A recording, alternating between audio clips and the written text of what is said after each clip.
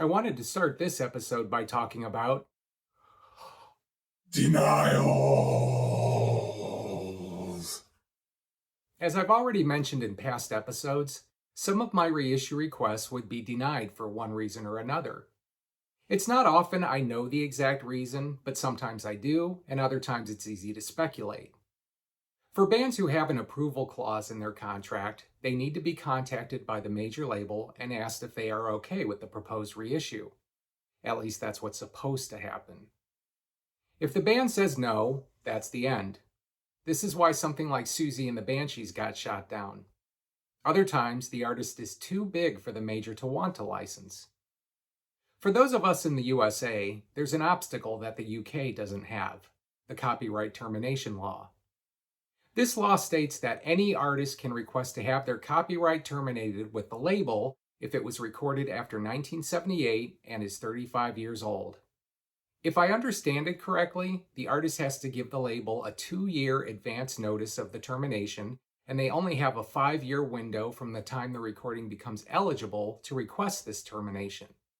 After that, the window closes and you're out of luck. But here's the problem. Only one of the two majors is known to honor the copyright termination law. The other two majors hide behind a claim that the recordings are works for hire and do not fall under the law. This is highly debatable and often seen as the labels just trying to flip the artists off. The ridiculous thing about this is once an artist files a copyright termination notice, regardless if the label honors it or not, they immediately mark the catalog unavailable for third-party licensing, and it stays that way for the foreseeable future. This doesn't stop the major label from exploiting it themselves, though. When I was denied for the Men Without Hats Pop Goes the World album, it wasn't on streaming services. By sending a reissue request, it triggered them to review internally the situation with the catalog and deny the request. But it didn't stop them from putting it on streaming services and taking advantage of it themselves. Men Without Hats is one of those bands said to have submitted a copyright termination notice to UMG, which also meant that the colored vinyl reissue of the Rhythm of Youth album that I had requested was also squashed.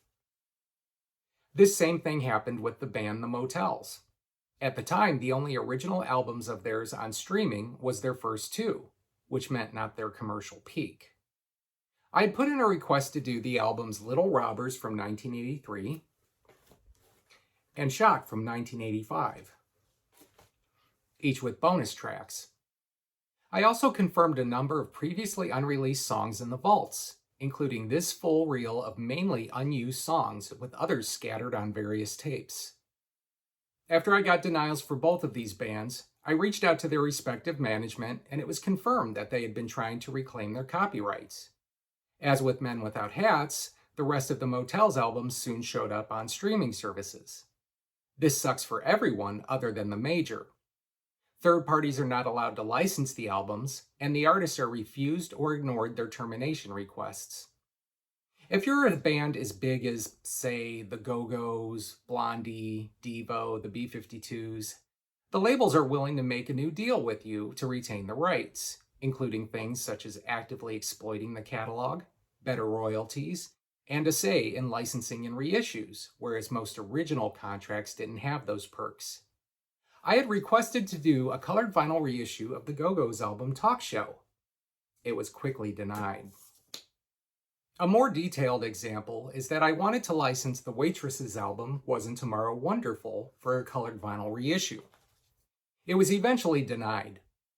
When I reached out to the songwriter of the band, I asked if he had attempted a termination notice. He confirmed he had and got the questionable work for hire response and left it at that. Eventually, Universal reissued the album themselves on colored vinyl. You're welcome. Reaffirming my experience with the earlier Berlin colored vinyl reissue, this too was cut from the previous CD. This is confirmed by two songs, Heat Night and Redland, having an intrusive 2-second gap ruining the flow between the tracks, as it was on the CD. Universal said the catalog remains off limits, and in no time they posted the band's 3 UMG releases on streaming and download services. If an artist is willing to withdraw their termination request and make the albums available for licensing again, from what I understand, it involves lawyers and such. It's not just a simple email. Another thing to note is if a label does actually recognize a termination request, that doesn't necessarily mean the artists get their master tapes. I was told one artist who got her copyright back was told there were no masters. I guarantee you this is false because the albums had been remastered to CD a couple of decades ago from tapes, and there's probably a variety of original, safety, and production masters in the vault. But the fact is, unless the album had only been released in the USA, the label really doesn't need to give them the tapes. Since they still hold the rights outside of the USA, they could always choose to exploit the catalog in other territories and use the tapes. But at the very least, they should offer the artist flat, high-resolution transfers of the masters, if for any reason, as a good faith gesture. Class action suits were eventually filed against the two majors not honoring the copyright termination notices. Sadly for the artists, in 2024, one of the suits was dismissed, with the judge claiming that with each artist's contract being different, it doesn't fall under the class action guidelines. It is said that the major named in this particular suit made deals with the artists named in the case, though the details have not been disclosed. I'm not sure if this would eventually open those catalogs to third parties or if it was the equivalent of them tossing these smaller artists a quarter and telling them to get lost. The major labels are not generally known for their thoughtful nature. As far as other denials, I had requested to do 3 albums by The Fix, all as expanded editions. Reach the Beach from 1983, Phantoms from 1984, Walkabout from 1986. These actually made it through multiple steps in the clearance process before they were denied. The story goes they have a copyright termination request in, likely more recently, because just prior to my requests, another third party had put out a vinyl reissue of their Reach the Beach album. Remember that this doesn't impact territories outside of the USA, which explains why recently there have been some quick and dirty, basic CD reissues on a European label. The bummer about this is I found an unreleased 12-inch extended mix of the single Sign of Fire that I was trying to include. Oh well. I was trying to do CD reissues of the first Wall of Voodoo albums, Dark Continent and Call of the West. I tried to follow up on these multiple times and eventually received the denial. I had also tried to do a vinyl reissue of Dark Continent. That was also denied. I already had the band's master list, and there were unreleased songs in the vault. These denials are said to likely be due to a copyright termination request. I wanted to do reissues of all of the early albums by the band The Church. Of Skins and Heart from 1981, The Blurred Crusade from 1982, Seance from 1983, along with a selection of their EPs. Initially, I wanted to do expanded CD reissues with the goal of moving to vinyl since second-hand copies had greatly increased in value. The last remasters that came out in the early 2000s were horrendously compressed, making the original Arista reissues from years earlier the preferred editions. I wanted to give everything the deluxe treatment. Denied! No, I can't say why. Recently, UMG Australia started doing single-colored vinyl reissues of the albums. They are hit and miss quality-wise, with Seance sounding really good, but The Blurred Crusade sounding very dull, flat, and lifeless. Of Skins and Heart isn't too bad. I wanted to do a Buggles vinyl reissue of The Age of Plastic with additional tracks. This was denied. I also had requests in to do their second album, Adventures in Modern Recording, on both newly remastered CD and LP reissues. Those hadn't been denied, but approvals never came during the remaining years of the label. Most of the tracks on the last CD reissue of the second album are from lossy MP3 sources, so I wanted to rectify that. Most people only know Video Killed the Radio Star, which is an eternal classic, but both albums are great, with my tendency to choose the second album as my favorite of the two. I wanted to do vinyl reissues of the Simple Minds compilation Celebration and the Boomtown Rats Japan Only compilation from 1985. I was quickly denied for each. I had a request in to do an expanded CD edition of the Martha and the Muffins debut album Metro Music. This languished for a while before I got the eventual denial. The band had mentioned that a deluxe edition of this album was being worked on, but it never appeared. After the denial, I submitted a request to do a vinyl edition, which I had planned to do in a gatefold sleeve. I never received any feedback on this before I canceled all the outstanding requests and closed the label. I'm sure there are other denials, but you get the idea. 2020 would finally see me dipping my toe into vinyl. With all of the vinyl revival hype, I wanted to see if it was true. Most of my fans wanted CD and CD only. People were not begging me for vinyl reissues, though it would be mentioned occasionally. I'm not one of those who believes vinyl surpasses CD in sound quality. There are too many things working against it. I read an article years ago with a cutting engineer who said so many things come into play when cutting vinyl. You have to watch the top end to reduce the infamous S-word distortions. You have to watch the low end to reduce strong bass causing the stylus to jump the groove. And back in the day, they used to cut the last track on each side at a lower volume due to inner groove distortion.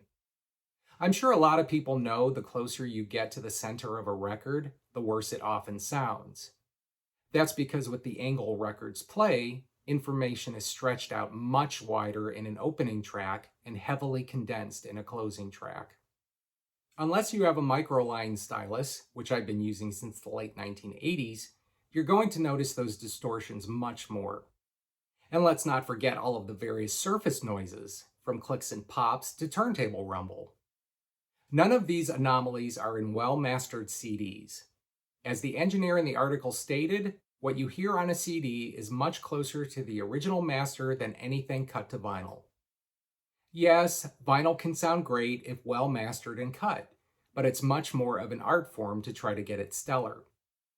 The analog purists swear vinyl is the superior format.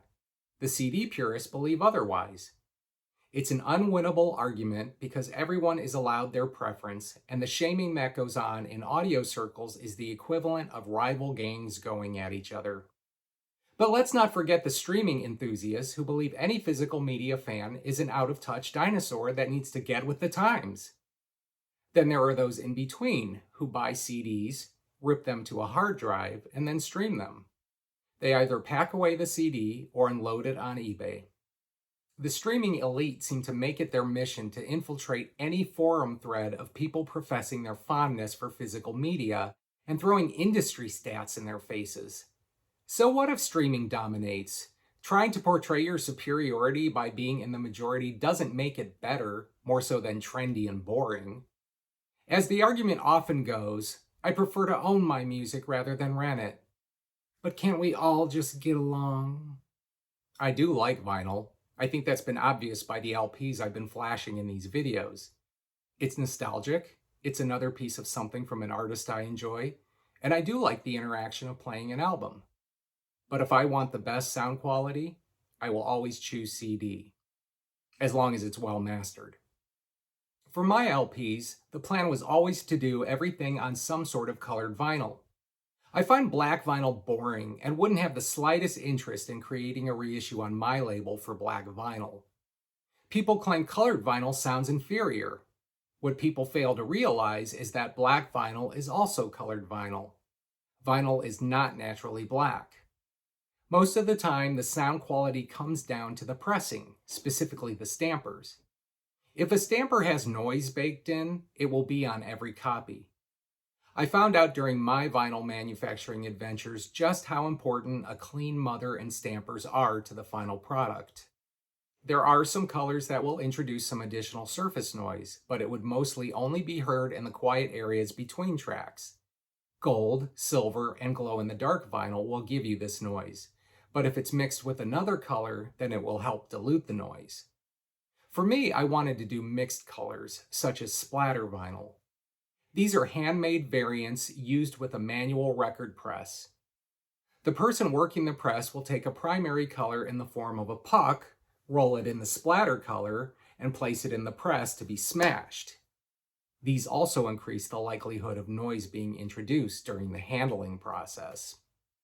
Some color mixes can be done in automatic presses.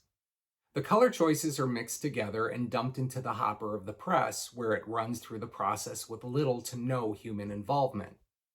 Mixing a high melt color, which melts at a different temperature, with a regular color can create some nice color swirls.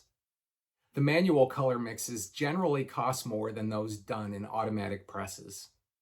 As mentioned in a previous episode, back in August 2018, I requested to do the Oingo Boingo LP Only a Lad. It was denied in October 2018 because another label had already been approved to do a number of the band's albums. I had been told at some point that you can always re-request a denied title and it could possibly clear the second time. In May 2020, I re-requested Only a Lad. I was pleasantly surprised when I received final clearance in February 2021. When a third party receives a clearance, it's only for a period of time.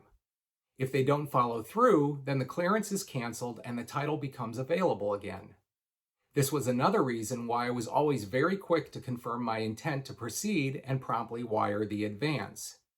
I kept in mind that several departments had to make an effort to review these requests before a final clearance is received, so I wanted to show I wasn't interested in wasting their time. This was another of my ongoing attempts to try to show my seriousness to the labels in an effort to continue or improve the relationship. The cost of vinyl licenses is a good chunk more than CD licenses. They base their advance amounts on the planned wholesale prices. Because my distributor had provided me a document that showed me what the wholesale price would be based on my planned retail price, this was easy to calculate. The license for Only a Lad was nearly $4,000. Also, vinyl manufacturing is much more expensive than CD, and each vinyl project would be over 5 figures after all related costs. This would go up substantially over the next years. I discovered Oingo Boingo in the early 80s when MTV were playing their videos for little girls and private life, but I didn't pursue the band at the time. I found Danny Elfman kinda creepy at that age. Isn't this fun? Or is this what life's all about? Isn't this a dream come true? This is my private life. This is my private life. Gonna get me out of here. This is my private. I wouldn't start pursuing the albums until the early 90s after I saw the Skeletons in the Closet LP compilation in a cutout bin and decided to take a chance. I then bought the VHS. From there, I gradually pursued the catalog from the 1980 EP up to the 1983 album, Good for Your Soul. I attempted a couple of the later period albums, but at the time they didn't click with me. After I announced the planned reissue of the art... What are you doing? Now, Tony, what have I told you? You know when I'm in here talking to myself, I'm working. Go play. Kids. After I announced the planned reissue of the Only a Lad LP, social media exploded. The original LP had been going for increasing amounts on the secondhand market, and that seemed to indicate the demand I was now witnessing. Because of this burst, I promptly requested the next 2 albums in the discography. Nothing to Fear from 1982. Good for Your Soul from 1983. My idea with vinyl was if it originally had an inner sleeve, I was going to convert that to a double-sided insert and have the LP in a poly-lined inner sleeve. Anyone who buys vinyl reissues nowadays knows that cheap paper inner sleeves can have a cement-like grip when trying to pull the vinyl out. Or if there is a custom paper inner sleeve, there's often dust and flakes of paper sticking to the LP. Poly-lined inner sleeves reduce all that nonsense. Since my adolescent days as a Kiss fan, I always liked the idea of picture labels instead of stock labels. So I would do a hybrid. Side 1 would be a picture pertaining to the album cover. Side B would be a stock label with the track listing of both sides. Most LP reissue album covers are little more than scans of the original LP with restoration efforts, many times leaving things looking grainy and cropped. In the last episode, I explained how I avoid cropping of the original images, but when it came to the grainy look, I had a secret weapon. I sampled several photo restoration programs, and I found a Photoshop add-in that was amazing for smoothing and sharpening images, as long as adjusting the settings properly. This was the first of many releases I would be using this add-in, which I investigated entirely because larger art prints need more attention to make them look good and not like a bad copy. I investigated vinyl manufacturers and cautiously went with Precision Manufacturing in Canada. I say cautiously because their parent company is GZ Media, which has a very long history and reputation of dodgy products. Since they were an all-in-one solution with everything from the LP cutting to every component of the final product, I thought I'd give them a try and hope for the best. They were also one of the only manufacturers offering direct metal mastering, or DMM, as opposed to lacquer cutting. I was a big fan of DMM when they started to appear in the USA in 1986, though had been coming out earlier in some European territories. Education time! Direct metal mastering means that the music is cut directly into a copper platter, like this one here, which is one of my original only a lad plates. This gives a cleaner high-end reproduction than a lacquer cut and a generally smoother sound in the quiet areas. The stampers used in the LP press are created directly from this copper plate, or mother as it's known. These are playable, if you can find a platter that fits it. The alternative is cutting into a lacquer, which is a very fragile coated disc. The cut lacquer is then shipped out for plating where it is coated with silver and then nickel to create the mother. This is now used to create the stampers for the press. Because of this additional step over direct metal mastering, this is why lacquer cuts may not be as forgiving with the high end or might have more rumble between tracks. The difference isn't night and day, and each method has its fans and detractors. Even though I would eventually have to move to lacquer cuts, and had some really good ones, I would have preferred to have kept with direct metal mastering. After I submitted my order details to Precision, I was assigned a project manager. He explained the process and the next steps. The current wait times were about 3 months or so. This is also much different to CD because I could get CDs completed often in 2 to 3 weeks. One of the delays with vinyl are test pressings that have to be created overseas at their cutting facility and then shipped to me for review. Test pressings are black vinyl samples of the cut sent in generic sleeves and often done in batches of 5.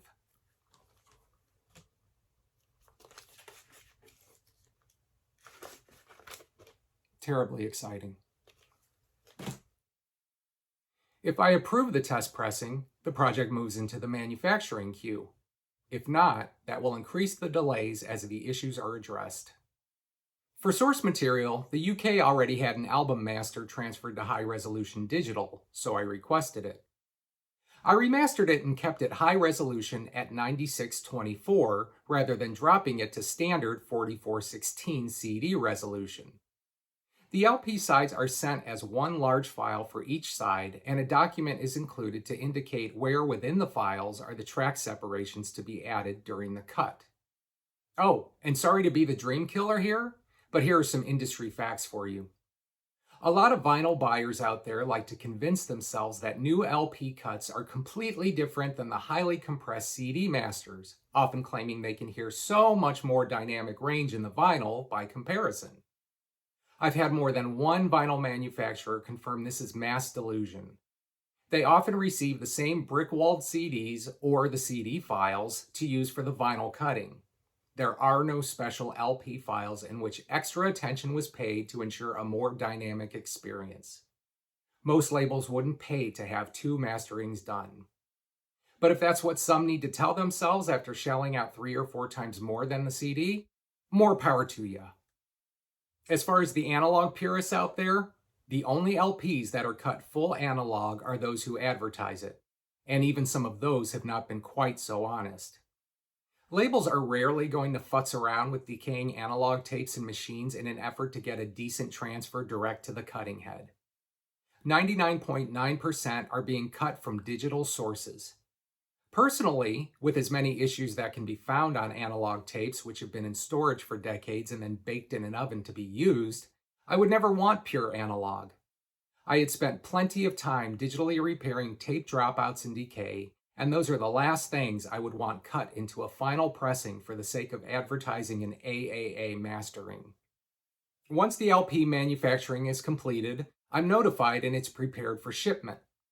With most of my CD releases, I would get them sent by FedEx Ground in a number of boxes. For LP manufacturing of 1,000 units, these would be sent on a pallet by a freight service. Since these were being delivered to a residential address, they would have to coordinate to send a truck with a lift gate, since most trucks usually just back up into a business's dock. My dock was my garage. Being that I was working my IT job, I would have the freight service call me before they arrived so I could drop what I was doing and jump in the car to head home and accept the delivery. Is your computer on fire? Let me get my coworker to help. If I can wake her up. Gotta run. I was so excited to see my first vinyl LP. I admit that I took the idea from the Futurismo label to have 2 different color variants pressed, splitting the 1,000 units down the middle. For collectors who want everything, they'd have a hard time holding back from buying both variants. And since this was my first vinyl release and I had no idea how it would sell, I also felt offering 2 variants could possibly ensure more sales for what was a very costly endeavor. When I saw the LP, I was giddy with excitement.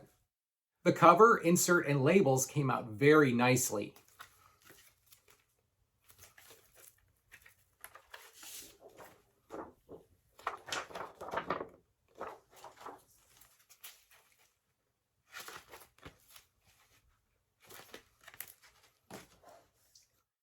And I dare say much better than most major label reissues. The color was bright and clear, and there was no cropping of the original image. No cropping!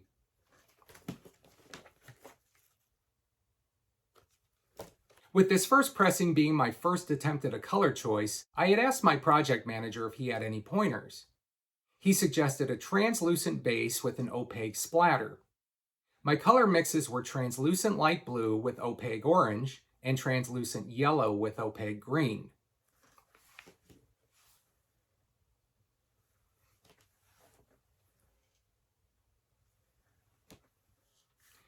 I was originally thrilled with the results. After a while of living with them, the fascination of these color mixes faded, and I find them both kind of blah. I would make my own choices going forward, for better or worse. Well, I guess my sales concerns were unwarranted. The LP was made available on my website July 1st, 2021, and sales blew up. I was completely inundated with order after order to the point that I had to turn off my phone notifications because it just wouldn't stop for days. The ugly orange and blue variant sold out in one day, with the better looking yellow and green edition sold out in 1 week. I didn't have any to send into distribution. Maybe the vinyl revival is real. I was dizzy trying to work my way through all of the orders. One benefit is since COVID hit and I lived close to work, I was able to come home in the afternoon to work from home unless an emergency called me back into the office. During the usual downtime in the afternoon, I'd take the opportunity to do more order packing and labeling. Regardless of how quickly I tried to work, I was so backlogged and I was going insane. People were often sending order status inquiries. Where's my package? This is when I belatedly realized that I needed to set a pre-order window. For all of my future projects, I would have a pre-order window of about 1 to 3 weeks with a planned release date and wouldn't provide order status during this pre-order window. It wasn't entirely successful, since I was sending out orders before the official release date in an effort to have all orders out the door by the release date. Some buyers would often post photos to Facebook groups, which would then make others send inquiries like, "Hey, I thought this wasn't released until X date, but someone said they got theirs. When's mine shipping?" I would reply with a cut and paste response that all orders will be out the door by the release date. People didn't understand that there could be hundreds of orders in front of theirs, even if they made theirs 10 minutes after someone they knew who already got theirs. It wasn't long before I saw some buyers immediately posting their copies on eBay for considerably higher prices.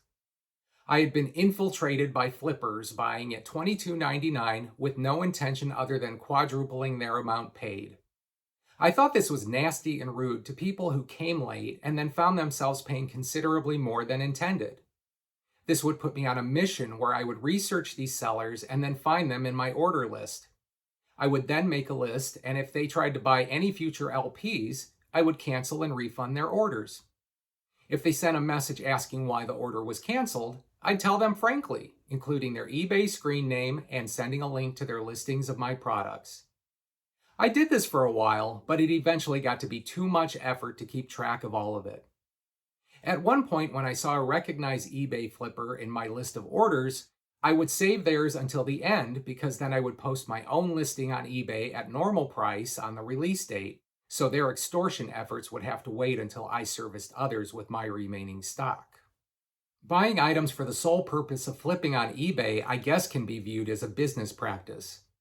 I can understand having to pay a large sum after something has been unavailable for some time and you see a rare copy well after the fact.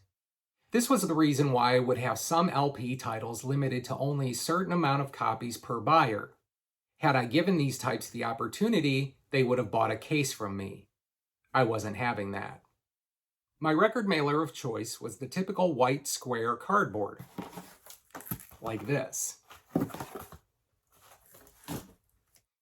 That was certainly a mistake, because I got lots of damage reports from buyers sending pictures of their bent packages and LPs. For a time, my overreaction was to only offer priority mail shipping on LPs, but that was met with some pushback. I did my research on alternatives and ended up with the Mighty Music Mailer, which I still use today. Much better. Damage reports were not eliminated, but certainly were far less. I'm not sure why there is so little care when it comes to handling packages, but here's the award winner from a later order. I don't know if this was dragged from the back of a truck because I can't even explain what this poor buyer received. It's laughable that the Postal Service thought wrapping the carcass in plastic and delivering it to the buyer was acceptable for their mishandling. What a horror show. I felt terrible for the buyer and rushed out a replacement package. Whenever I receive an LP purchase in these cheap white mailers and it's not damaged, I'm amazed.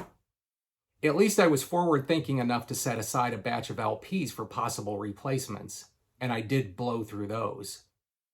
The LP cut was close to the audio files I provided, but not exact.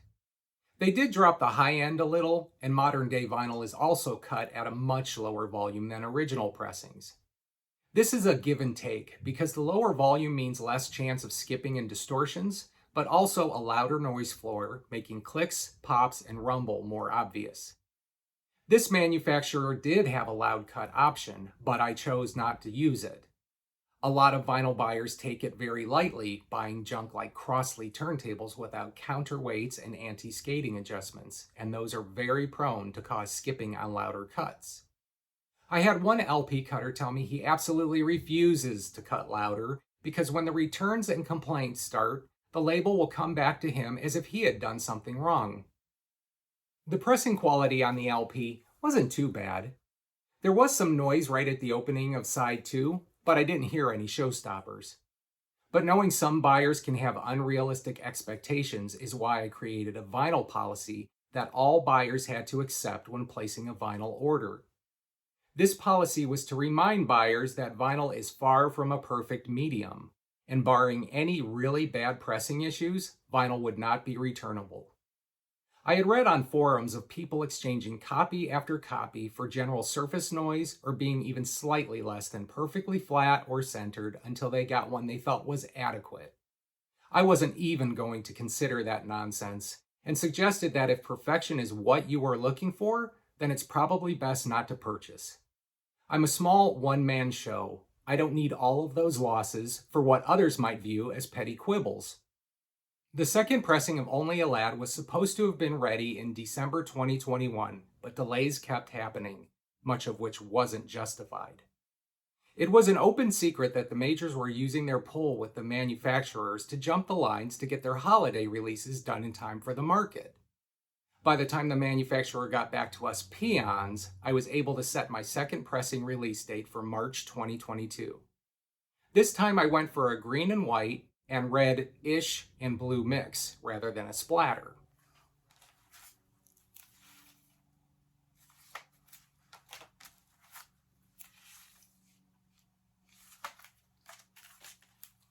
This one would be my favorite of all eventual variants.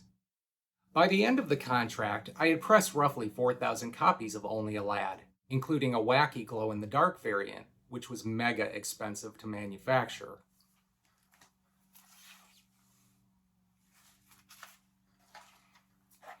Had I taken a more aggressive approach to manufacturing, I could have sold more because my distributor always had unfilled open orders. Either way, this would be the best-selling LP of my catalog, and in most cases, by far. Later pressings would eventually have to be priced higher, but I was able to keep everything from ever crossing over the $30 range, which would somewhat bite me in the future as manufacturing costs became more bloated. In October 2020, I submitted a request to do the Divinyls compilation Essential on vinyl. This is a collection of songs from their 3 80s albums and was originally released to capitalize on the success of their breakthrough early 90s hit, I Touch Myself. I noted in the request that I wanted to swap out 2 tracks with others. Considering Universal now owned the Virgin Records catalog, I wanted to include I Touch Myself, purely as a sales draw because I've never been a fan of the song. I got the final clearance on February 12, 2021. And now we have another episode of the final clearance person missing something. She apparently did not look at the request details because her clearance was the original track listing. I let out a sigh, collected myself, and then wrote a very polite email asking about this. She says she'll look into it and get back to me. I tried to follow up with her 10 days later. After 4 weeks, I checked with the primary contact and he quickly just said, no changes. There seems to be this attitude that whatever the clearance includes, regardless if something was missed on their end, just take what you get and consider yourself lucky. For quite a while, I had been instructed by people that the majors should be handled very delicately because they don't need to license to anyone. Like I'm supposed to stroke egos and kiss ass in an effort to pay them large sums of money for artists and catalogs that they're doing nothing with? Absolutely not. I was already being so extremely polite to these people who were not offering the same courtesy.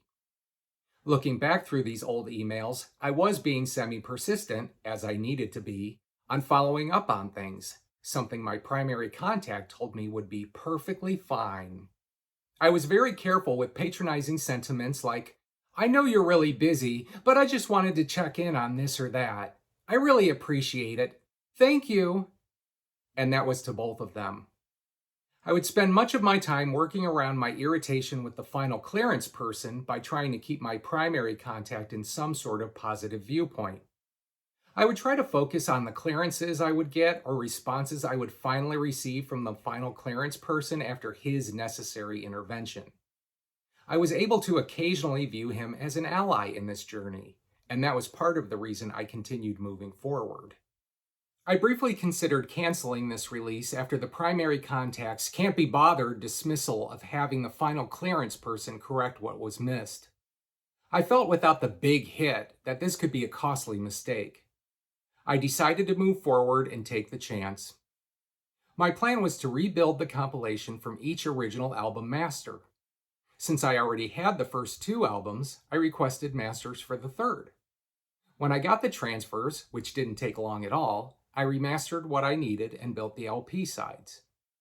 Not having been overly familiar with the album Temperamental, it wasn't until later when I was working on a CD reissue of that album that I realized the mix of the title track that I had and had included on the Essential album was not the same.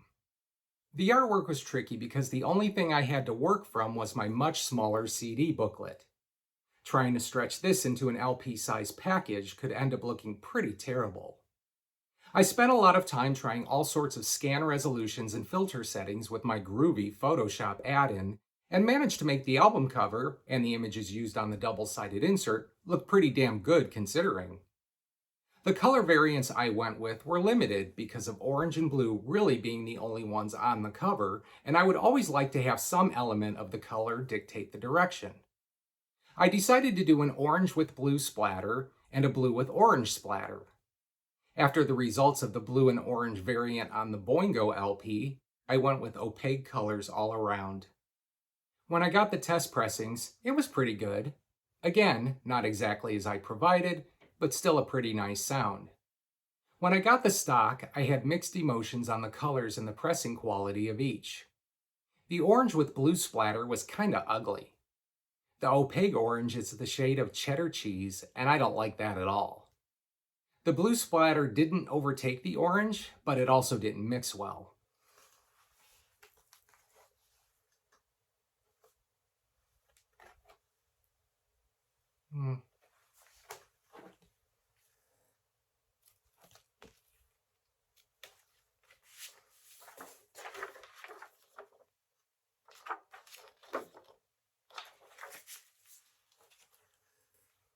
The other variant is much better looking, with a very nice blue base and the orange more subtle.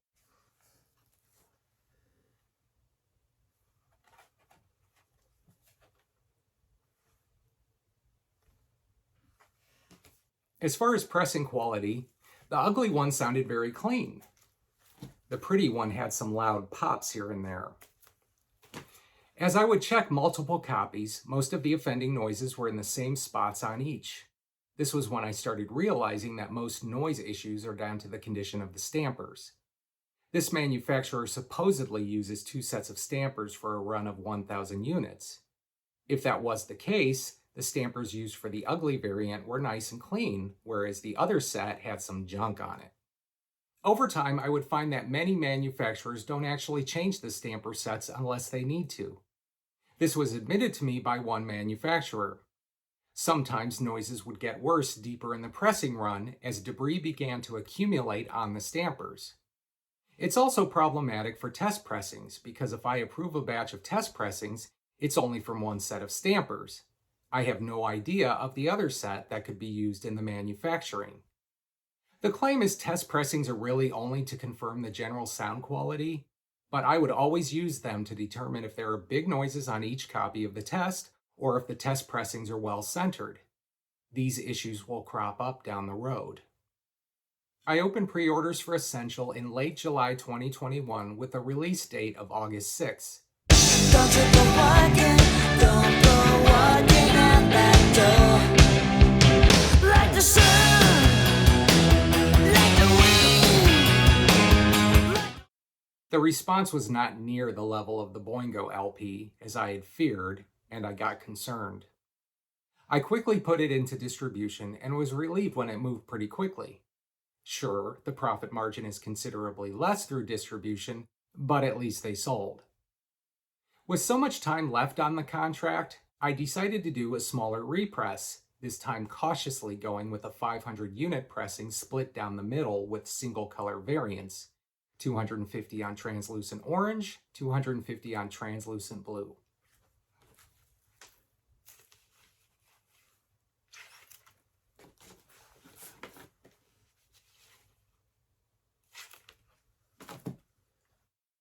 I also took the opportunity to adjust the artwork. The blues were a bit too dark on the first pressing. I brightened these and also shrunk the track listing on the back cover since it came out gigantic on the first pressing.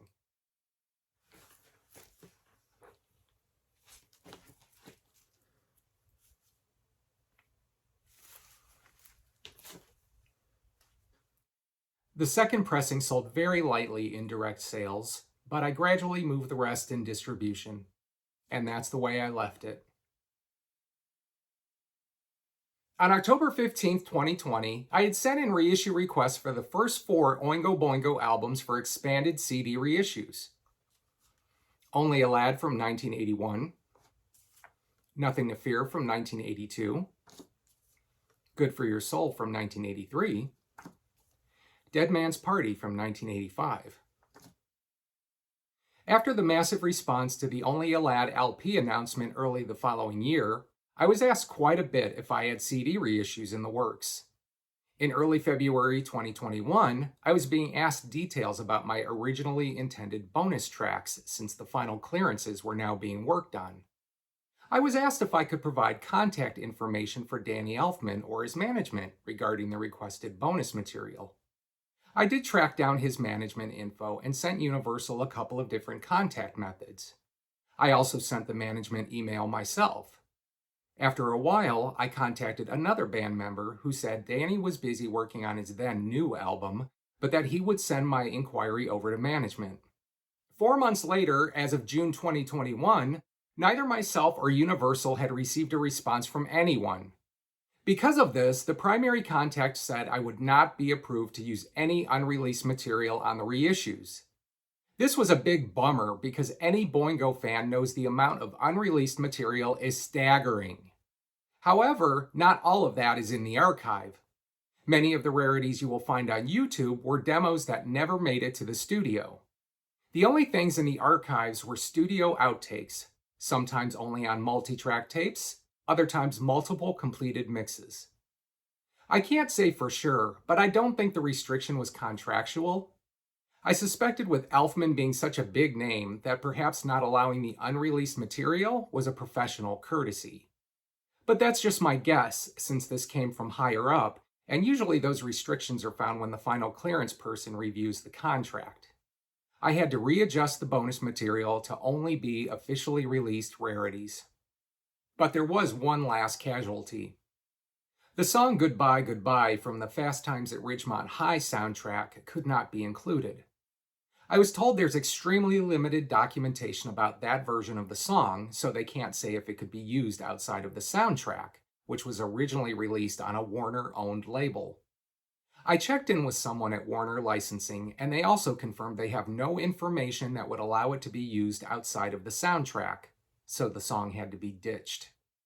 As far as allowed bonus material, this included the tracks and versions from their debut EP, along with single edits, the occasional soundtrack song that I could include, and various remixes on Dead Man's Party. I did restore the full version of Private Life to the Nothing to Fear album, which had been replaced on later original pressings with the single mix. It's surprising they never had a 12-inch remix released until 1985, although I did find an unreleased 12-inch mix of the Good for Your Soul single, Wake Up, It's 1984. The outtakes from the albums are legendary, many of them excellent.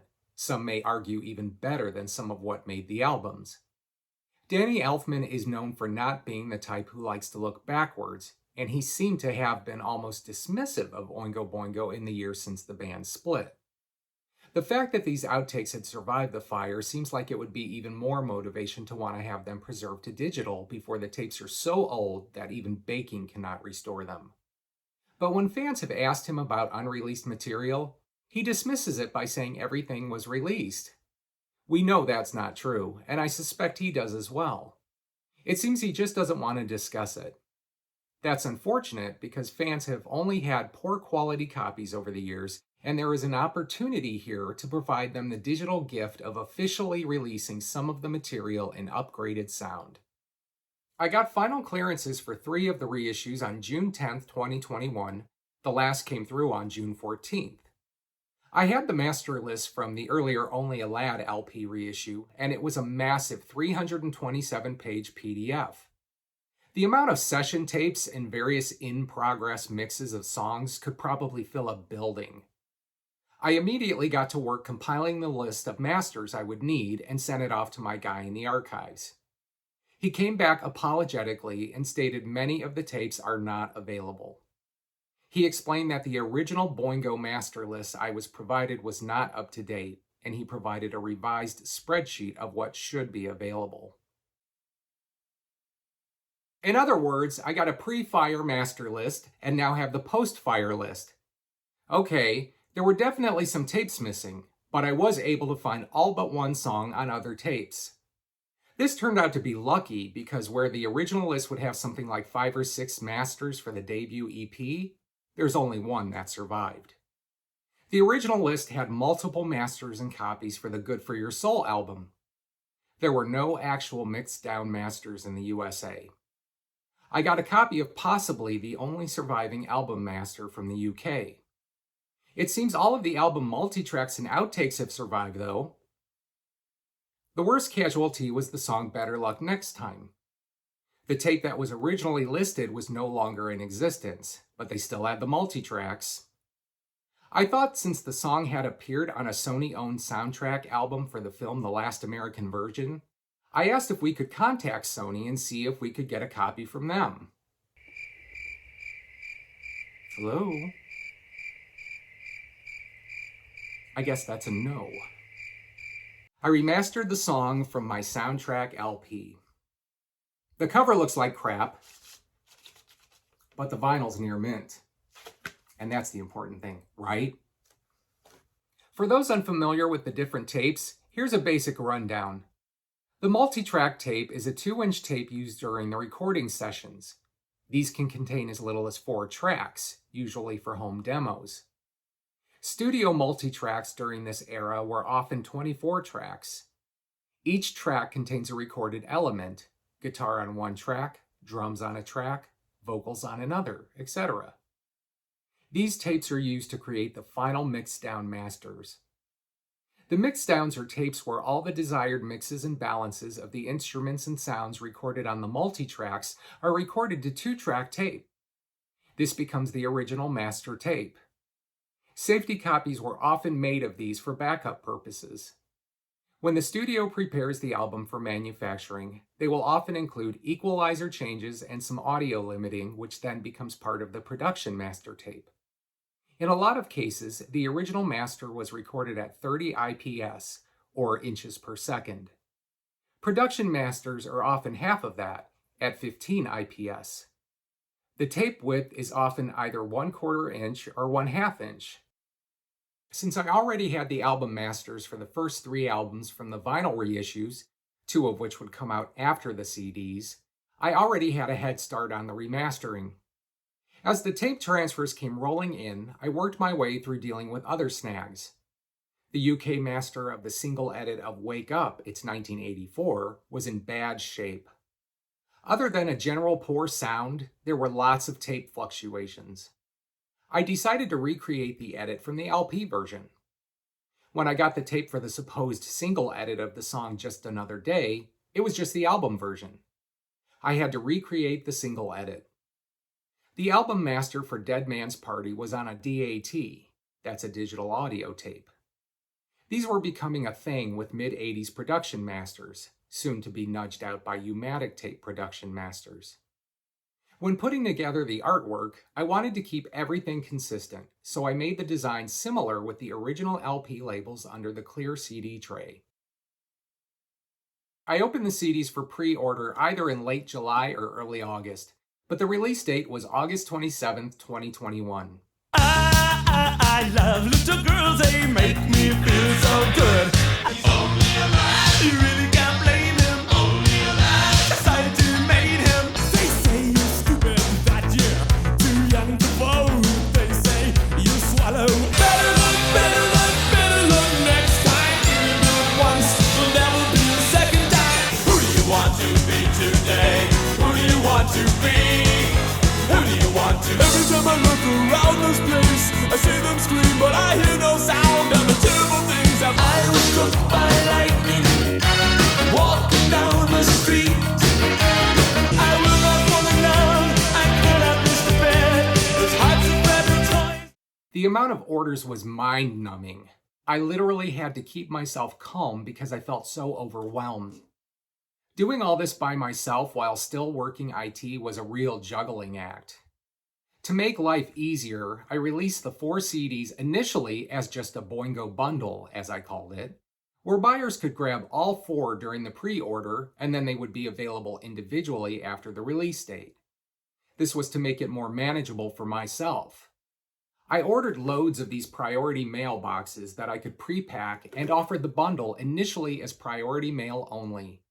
It clearly didn't deter many people at all. These are not the small flat rate boxes. They're a little wider and perfect for 4 CDs. A lifesaver.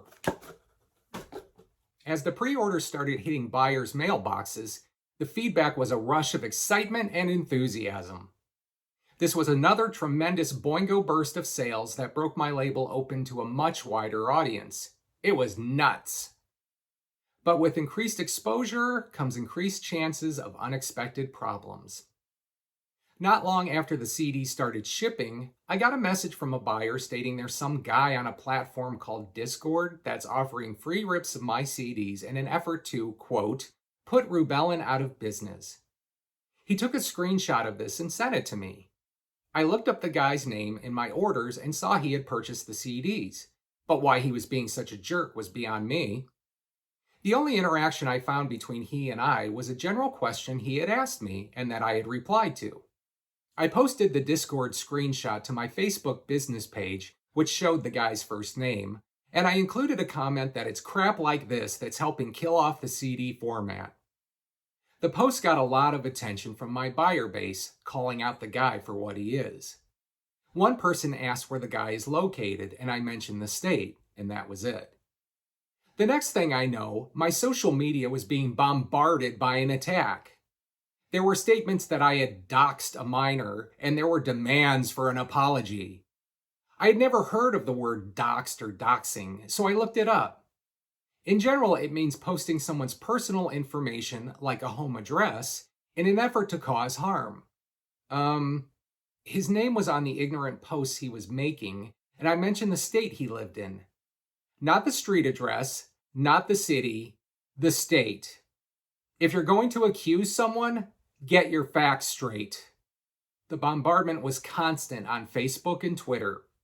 When I would look at the profiles of the people attacking, they were often young kids who worshipped anime and got into Oingo Boingo retroactively after discovering Danny Elfman through A Nightmare Before Christmas. This was not a demographic I ever expected to appeal to. It became a lynch mob of these youngsters shouting "victim" and demanding an apology. Excuse me? This kid, who was alleged to be 17 at this time in 2021, can publicly offer free CD rips of my licensed products in some unprovoked effort to put me out of business, and I owe him an apology? Oh, I don't think so. It was a typical cancel culture scenario. A bunch of losers on the internet with a sense of entitlement making demands for things to be the way they think. No, I'm not playing your game. All I did was spend the next days and weeks deleting and blocking each of them on Facebook and made my Twitter account private. These self-appointed delusional do-gooders were tagging Universal and Elfman in their rants of how I attacked this alleged minor. It was laughable and sad. For the record, I never heard a single word about it from anyone they tagged or outside of their ignorant little group. And I say little because in time I found that it might not have been as large of a group as it originally appeared. I used to post occasional unboxing videos on YouTube of some of my reissues, and when the storm of tantrums began, they would post comments on these videos, which I'd promptly delete. I changed the comments on those videos to require my review before they post. What I found soon after were multiple comments stating the exact same thing, each under a different screen name and only a couple of minutes apart. But what he didn't know is that the comments were awaiting my approval. What this confirmed is that this kid had multiple accounts that he was using in an effort to try to convey outrage at large. Busted! If they think they are going to cyberbully a fledgling business from the protective confines of their parents' basement and expect to be accommodated, well, maybe they need to leave the house once in a while and realize that the word no does actually exist. With Twitter being their primary chosen platform for bullying, I started referring to them as the twits, or the Twitter twats. As I would review those requesting to have access to view my now private Twitter account, if I saw anything that included anime on their avatar or in their feed, or indicated they were young, I would decline the request. And it's a shame that I had to take this route because some of the younger buyers were very appreciative and excited by the Boingo reissues. Some sent enthusiastic messages, and one buyer, who was very much a teenager, sent a photo of himself excitedly holding his new Oingo Boingo LP. But it's the bullies that ruin things for others, and that's in any situation. They selfishly think only about their petty need for some sort of twisted fulfillment and don't give the slightest thought to anyone else. And for anyone who has the audacity to get up on their soapbox of superiority and make demands that someone offer a public apology needs to look at themselves. Because I can guarantee you that every one of these self-perceived faultless types has their own skeletons in the closet that they'd prefer no one know. It's just a bunch of hypocrisy from people who waste countless hours going through Twitter feeds of actors or comedians in an effort to find something posted years or even decades ago that they can whip up into some sort of outrage. They apparently have no real problems in their own life, so they have to seek out drama. Guess what, kids? That doesn't work with me. Here's a thought. Why not shut down your computers or put your phones down for a while and go play in the backyard? I think I still have a set of lawn darts in the basement that I'd be happy to share with you. And on that note, a little online research into the alleged victim showed that he wasn't quite the innocent little lamb. There were various postings of people warning others not to sell to him because they've been confirmed by multiple sources, labels, and artists to be doing chargeback claims on their orders despite having received product. Do not sell to this kid as they are trying to get money back on completed orders. What do they say about those who shout the loudest? And while I wanted to give him the benefit of the doubt that perhaps once he reached adulthood he would grow up, even just a little, this was not to be the case. He's continued to follow me around the internet like an unwanted rodent, and I've been told that he and a few others, or other screen names he's using, are still ranting and raving about me in groups and chat rooms. I was even informed the day I pulled my website down in April 2025, 4 years later, there were prompt comments about it. As I completely expected, soon after I started uploading these videos, he attempted to post a comment with all of that tired old crap. You doxed a minor! Ah! Had he not tried to post something, I would have thought he was in prison or something. Maybe someday. And since I know you're watching... Hi, Cornelia. How are you, sweetie? Trolls are nothing new to me. I've literally had at least one that's followed me around online for over 20 years. Seriously. Some people glom onto another for whatever distorted reason, and it becomes their mission to trail them online and attack at any opportunity. And there's a real predictability to it. If I say something on a certain subject or forum, I can literally watch the clock and guess that they'll interject some sort of moral authoritative response within an hour or two, if not sooner. It never fails. If I see a subject or thread not of interest to me, I don't read it. But these types are the exact opposite and obsess about watching for the sole reason of trying to stir up trouble in a thread that has no other interest to them other than to cause trouble. These people could be dangerous in real life, possibly by being so repressed and unassuming with their online world, their twisted release. Several years ago, I stepped back almost entirely from participating in social media and online interactions, other than for business-related purposes, because of how ugly it gets. People will be attacked for the most benign comments, statements, or opinions, and it seems that social media brings the absolute worst out in a lot of people.